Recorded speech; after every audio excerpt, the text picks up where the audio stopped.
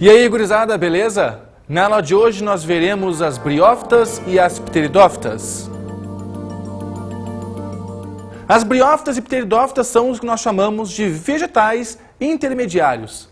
São aqueles primeiros seres vegetais que saíram do meio aquático e foram colonizar, habitar o meio terrestre, se fixar na terra e ter em volta de si agora não mais a água, mas sim o ar. E essa mudança foi uma mudança drástica. E para que esses vegetais, as algas, pudessem sair da água e migrar, colonizar a terra, elas tiveram que adquirir características morfológicas muito importantes que nós veremos no decorrer desta aula. Quem são as briófitas e pteridófitas? Bom, vamos começar falando sobre as briófitas. E as briófitas representam os musgos e as hepáticas. Ainda existe a presença de um terceiro grupo, chamado Antomocerotales, mas que não veremos na aula de hoje. Quem são os musgos? Os musgos são muito famosos e formam verdadeiros tapetinhos verdes. Mas afinal de contas, você sabe quem são os musgos? Afinal de contas, o que é um musgo? Pois é, nós que vivemos numa selva de pedra, muitas vezes não paramos para observar as formas de vida que aparecem no meio do asfalto, num canto de rua, numa árvore, num parque da nossa cidade. Pois é, a vida é tão corrida que faz com que os musgos, as hepáticas, enfim, as briófitas não sejam muito percebidas pelo grande público. E elas, de fato, têm um tamanho muito diminuto. Você vê agora no seu vídeo a imagem de uma hepática. Ela é chamada assim porque alguns autores, alguns biólogos anteriormente, achavam o seu formato achatado muito parecido com o fígado. Daí o nome, hepática. Já os musgos não. Os musgos eles têm uma forma ereta. Tá? Apesar do seu tamanho ser bem pequenininho, eles já começam de forma ereta a conquistar o meio terrestre. Mas eles têm características comuns. E quais são essas características comuns? A primeira característica, e talvez a mais importante, é que, apesar deles já terem saído do meio aquático, eles não possuem vasos de condução de seiva. Eles ainda são avasculares. Mas, Rogério, se eles são avasculares, como é que eles se nutrem? Nós sabemos que nos vegetais superiores existem vasos de condução, xilema, floema, enfim. Gente, é por isso que esses vegetais possuem um tamanho tão pequeno. Percebam que para te carregar um litro d'água, tu não está carregando apenas 1 litro d'água, tu está carregando também 1 quilo d'água. 1 quilo d'água, 1 litro d'água, 1 litro d'água, 1 quilo d'água. 20 litros d'água que a gente tem nessas bombonas que nós bebemos águas aí em bebedores, são 20 quilos de água. 100 quilos de água são 100 litros de água. Ou seja, um vegetal, para ele conseguir fazer com que todas as suas células consigam receber a água e na água os nutrientes, ele precisa ter um mecanismo eficiente de carregar essa água, porque essa água sofre a ação da gravidade e, por isso, com a ausência de vasos de condução, essa água não consegue subir a níveis muito altos, o que justifica o tamanho diminuto desses vegetais. Então, olha só, por que, afinal de contas, Rogério, os vegetais musgos e hepáticas são pequenos? Porque eles não possuem vasos de condução. Porque eles não possuem um sistema eficiente de transporte dessa mesma água. O vegetal vai ser alto ou baixo de acordo com a capacidade que ele tem, de acordo com seus órgãos, de fazer com que essa água consiga subir, vencer esta gravidade. E é por isso que os vegetais superiores são tão grandes. É por isso que as samambaias também já adquirem uma certa altura, porque todos eles possuem vasos de condução de seiva, são vasculares. Mas musgos e hepáticas, como são avasculares? Porque, afinal de contas, eles recém saíram do meio aquático, eles ainda possuem esse tamanho diminuto, e por isso eles têm necessariamente que ser pequenos. A outra característica é a reprodução desses vegetais ser completamente dependente de água. Gente, a gente tem que compreender um pouco o contexto evolutivo.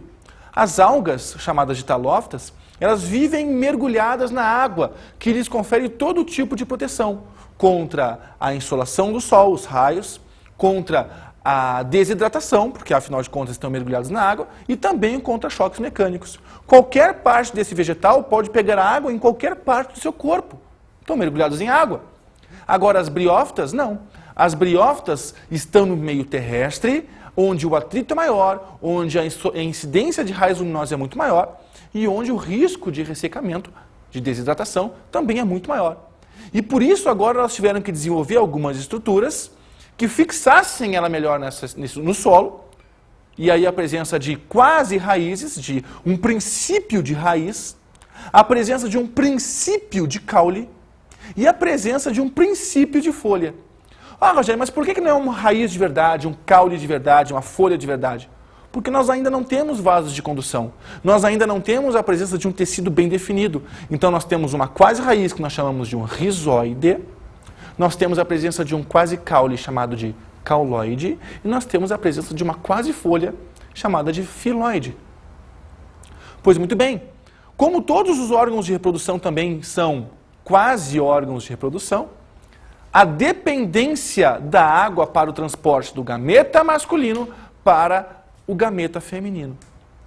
Então, por que a água, Rogério? Porque essas plantas ainda não possuem ainda uma estrutura morfológica que lhes garanta, como nos superiores, pela semente, a proteção do embrião.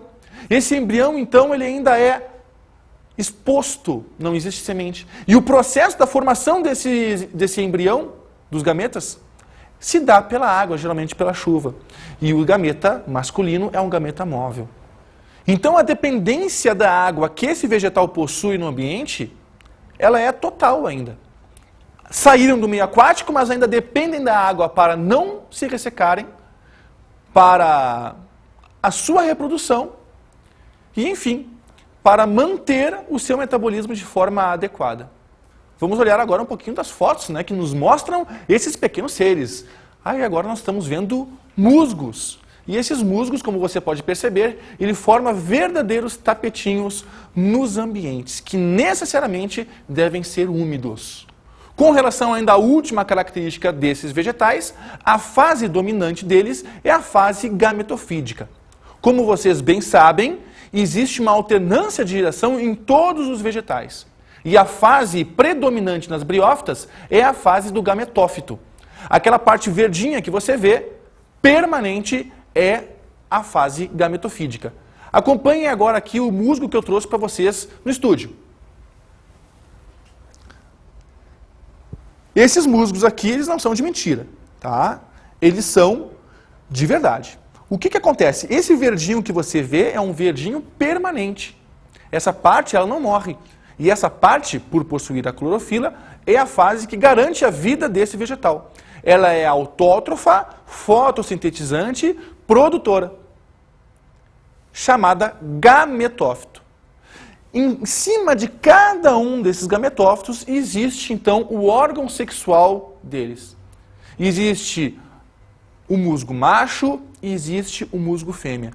Em cima do musgo macho existe um órgão chamado anterídeo e que vai produzir anterozoides. Esses anterozoides são gametas produzidos por um processo de mitose e são flagelados. Por que os flagelos? Porque a reprodução se dá na água. Justo o flagelo que faz com que essa movimentação do gameta masculino seja mais eficiente. E esse gameta masculino nada em direção ao gameta feminino, que está em cima do musgo feminino. E em cima do musgo feminino nós temos o que então? Nós temos a presença de um órgão chamado arquegônio e que vai nos dar a oosfera. O que vai acontecer? Então, em cima do gametófito feminino, vai existir o encontro do gameta masculino com o gameta feminino, a fecundação e a geração de uma fase chamada esporófito. E o esporófito, ele não é permanente, ele passa, ele vem de tempos em tempos e ele é completamente dependente da fase gametofídica.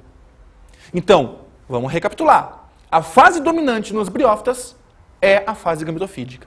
A fase esporofídica vem de tempos em tempos e ela produz esporos e enfim.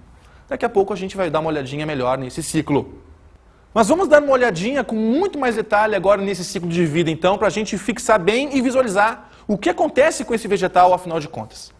Vamos partir do início, então, como tendo o gametófito, a parte permanente. Então, o gametófito, em cima da sua estrutura masculina, possui, então, o anterídeo, que vai gerar os anterozoides.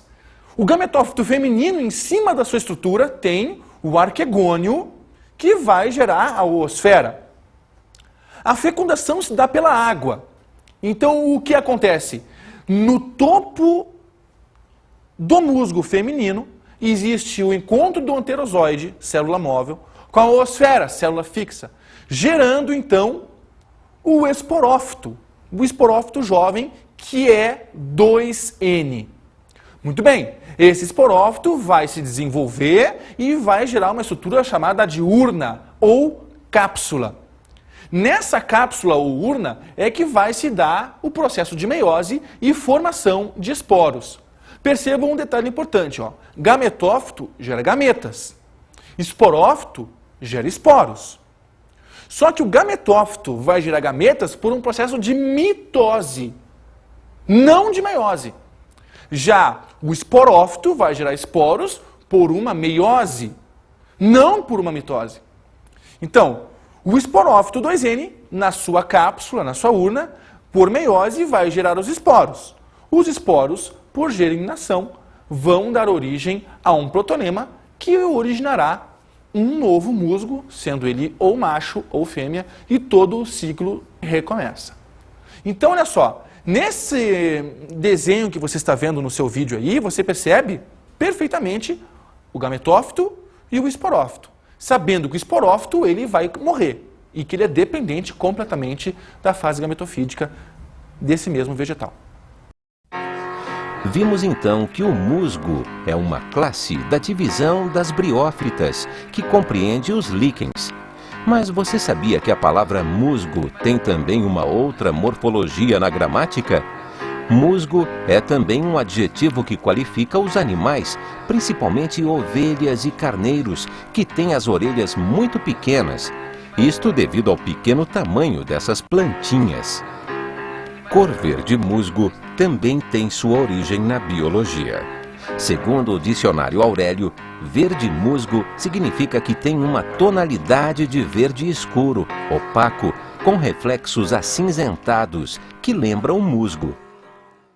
Agora nós veremos detalhes das pteridófitas, que nós chamamos popularmente de samambaias. Mas não são só samambaias. São samambaias e samavencas, não é verdade? E qual é a principal característica evolutiva agora deste grupo vegetal que faz parte dos intermediários? Agora, pela primeira vez na nossa linha evolutiva, aparecem os nossos vasos de condução de seiva. E agora o que acontece com o aparecimento desses vasos de condução de seiva? Antes de responder isso, o que é uma samambaia? Pois é, quem de vocês nunca teve uma samambaia em casa? Vemos diversos tipos de samambaias, né? A mais famosa é a chamada de escadinha do céu. Nós também vemos as avencas, que são um pouco mais delicadas do que as samambaias comuns. E ainda vemos também o famoso xaxim, que tem um tamanho já bem maior, né? E que até para alguns mais leigos pode parecer uma pequena palmeira. Mas não. Xaxim é uma samambaia. Vamos dar uma olhadinha agora num texto que nos revela a origem da palavra e do significado samambaia. O nome samambaia é proveniente do tupi e significa aquele que se torce em espiral. Seu habitat pode ser tanto um vaso de xaxim como o tronco de uma árvore, uma pedra ou mesmo o próprio solo ou a água, como as samambaias aquáticas. Pois vamos dar uma olhadinha melhor então nas características das pteridófitas. Como eu já falei antes, a vascularização, ou seja, a presença de vasos condutores de seiva, é a principal característica desse grupo, porque pela primeira vez aparece no reino vegetal. E constitui então um passo decisivo para a conquista desse meio, do meio terrestre. Agora, essas plantas possuem um sistema muito mais eficiente na condução da seiva, na condução da água, juntamente dos seus nutrientes. E elas conseguem, com isso, um maior tamanho, um maior volume corporal. Por quê? Porque agora essa água consegue ser carregada a um nível, a uma altura maior em relação ao solo. Logo, como consequência, o tamanho desse vegetal também se torna cada vez maior. Então, com isso, agora com a presença dos vasos condutores de seiva, nós temos órgãos verdadeiros. Nós não temos mais rizóides como nas briófitas. Nós não temos mais cauloides. Nós não temos mais filóides. Agora nós temos folha de verdade. Esta folha aqui. Nós temos um caule de verdade e nós temos uma raiz de verdade. Um detalhe muito importante, queridos amigos, é com relação à denominação e à estrutura do caule dessas pteridófitas. Os caules delas são caules rastejantes e nós damos o nome de rizoma a este caule. Então, caule de briófita é um cauloide. Caule de pteridófita nós chamamos de rizoma. Alguns de vocês já devem ter percebido que parece um bichinho cabeludo, de cor amarronzada, uma cor bege, uma cor marrom, né? Bem felpuda, na base do seu vaso em casa. Esse é o rizoma, esse é o caule horizontal, caule das pteridófitas.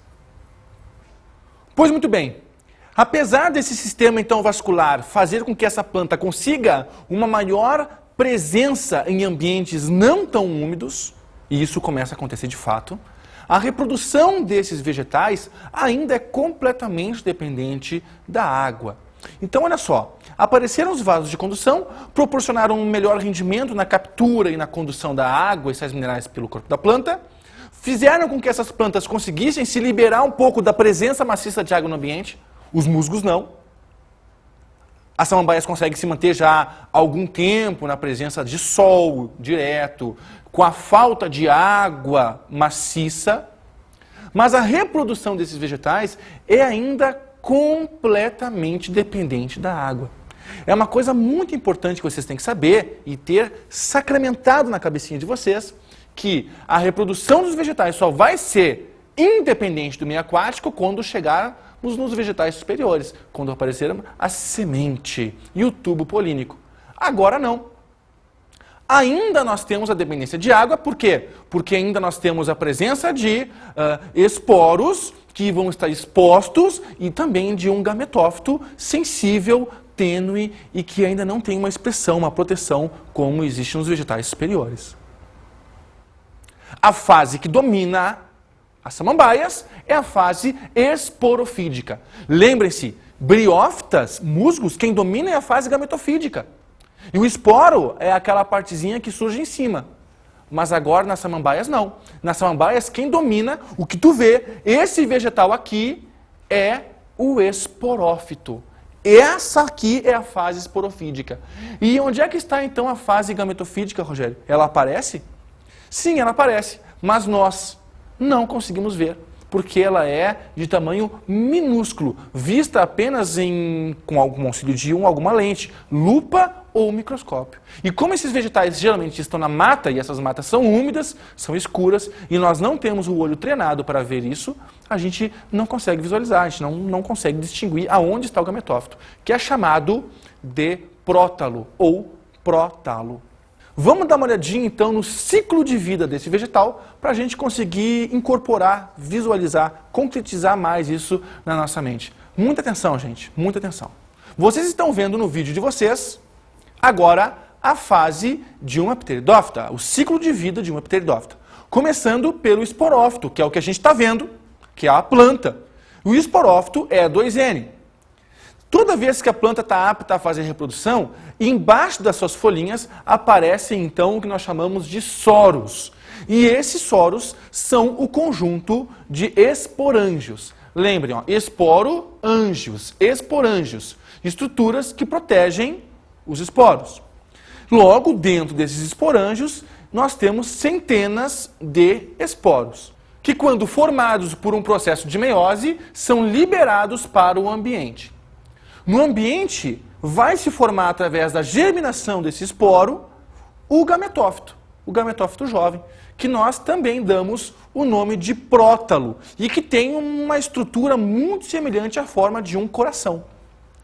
Nesse prótalo, nessa estrutura formada que parece um coração, por mitose são formados os gametas masculinos e femininos.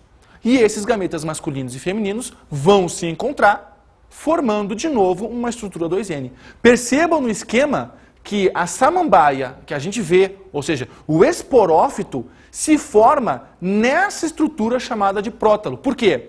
Porque o gameta masculino, que é móvel, é quem vai em direção ao gameta feminino, a oosfera, que é fixa, e que está no prótalo.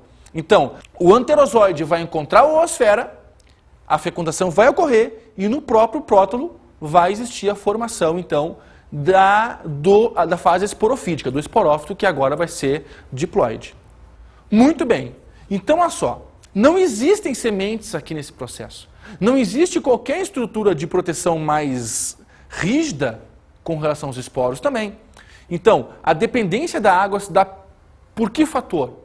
Pela sensibilidade, ou seja, por serem estruturas muito sensíveis às estruturas de reprodução desse vegetal. O esporângio, apesar de abraçar o esporo, ele é uma camada unicelular. Algumas samambaias apresentam uma estrutura chamada de indúzio, que é uma dobradura da folha e que ajuda nessa proteção, mas que ainda assim é insuficiente para fazer com que essa reprodução seja fora d'água. E ainda também temos o transporte do gameta masculino, do anterozoide, em busca da oosfera, que também se dá pelo meio aquático. Então, a reprodução desse vegetal ainda é completamente dependente da água. Uma característica muito legal, uma curiosidade a respeito das pteridófitas, é a sua grande capacidade de modificação corpórea. Vamos pegar o exemplo do xaxim. O xaxim é uma das maiores pteridófitas existentes. Conseguem alcançar até mais ou menos 2 metros de altura. Só que chega um momento na vida desse vegetal que, pela sua altura, e por ele não ter ainda toda aquela estrutura, toda aquela lignificação das células vegetais de vegetais superiores, ele acaba tombando. Ele não consegue se fixar muito tempo de pé. Então, no momento que ele tomba, as raízes que até então estavam na base do corpo dele passam agora a se formar ao longo desse caule. Agora com ele deitado. E as folhas que antes estavam nessa posição deitada aqui, ó, xaxim de pé, raiz, caule, folhas. Quando ele tomba, a raiz passa a se desenvolver aqui nessa parte. As folhas que antes estavam aqui começam a se desenvolver por aqui. Perceberam? A modificação do corpo desse vegetal, ela ainda existe. Por quê? Porque as células, apesar de serem diferenciadas, não têm ainda um alto grau de diferenciação como os vegetais superiores possuem. Outra característica super importante, ainda com relação ao xaxim, é da estratificação dele do meio ambiente. Eles estão tirando o xaxim, estão matando o xaxim, estão tirando ele do seu ambiente natural para a comercialização dele. Então, o que a gente geralmente tinha há uns anos atrás? Como base de uma outra samambaia, o famoso xaxim. O xaxim é uma planta, é uma espécie. Algumas pessoas, por nunca terem visto o xaxim, pensam que o xaxim é um vaso, simplesmente um vaso. Esse vaso, na verdade, é o corte do caule do xaxim. Então, o xaxim, ele é fatiado, se cava dentro dele para se colocar uma outra espécie de pteridófita para a criação. E isso, por lei, não é permitido. Por quê? Porque o xaxim, pelo seu extrativismo, pela sua retirada da natureza de forma desenfreada, ele está correndo um risco de entrar em processo de extinção. Então, cabe a nós, que gostamos da natureza, cabe a nós que, se a gente quiser ter uma samambaia em casa, não comprar esse tipo de vaso, o vaso do tipo xaxim, mas sim um vaso de cerâmica normal, como o que nós temos aqui no estúdio, como a gente consegue perceber. E aí sim, com terra, com adubo, se cultivar a samambaia, seja ela qual for. É importante que a gente tenha essa consciência ecológica para que a gente consiga manter sempre bem o nosso meio ambiente. Então, o que fica a respeito dos vegetais intermediários? É que, de fato, eles são o intermédio, o processo de aparecimento de estruturas para a conquista definitiva do meio terrestre. Musgos, aparecimento apenas de alguns órgãos, o rizoide, do filoide, do cauloide, para a fixação dele em terra. São avasculares. Fase dominante gametofídica. Já nas pteridófitas, não. O aparecimento de vasos de condução, formando órgãos verdadeiros, raízes, caules, folhas. Agora, a fase dominante é o esporófito e um grande tamanho agora proporcionado por essas estruturas que ainda vão se aprimorar cada vez mais nos vegetais superiores. Foram os primeiros vegetais a formarem grandes florestas que dominaram a Terra. Seus fósseis deram origem à hulha ou carvão mineral. Pois é, somado a essas características importantes, ainda uma curiosidade muito legal. No tempo dos dinossauros, no período Jurássico, as plantas que dominavam o planeta Terra eram as pteridófitas. Então agora vamos para as nossas dicas de estudo.